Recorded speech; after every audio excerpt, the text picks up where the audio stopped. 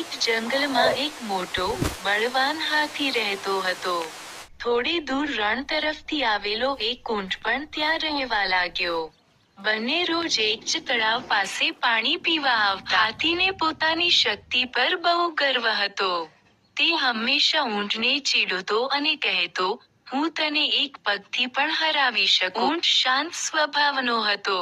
તે હાથીની વાતોને હસીને ટાળી દેતો. એક દિવસ હાથીએ ઊંટને કહ્યું, ચાલ, આજે જોઈએ કે સાચો બળવાન કોણ છે. બંનેએ નક્કી કર્યું કે તેઓ નદી પાર કરવાની સ્પર્ધા કરશે. હાથી ખુશ હતો કારણ કે નદી ઊંડી હતી. સ્પર્ધા શરૂ થઈ. હાથી પાણીમાં ઉતર્યો અને સરળતાથી આગળ વધવા લાગ્યો.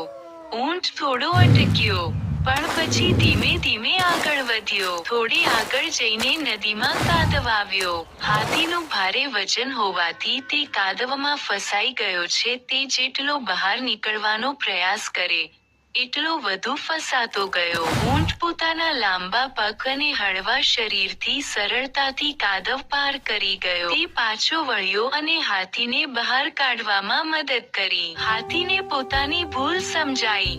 તે ઊંટ પાસે માફી માંગી અને કહ્યું, આજથી હું કોઈને નાનો નથી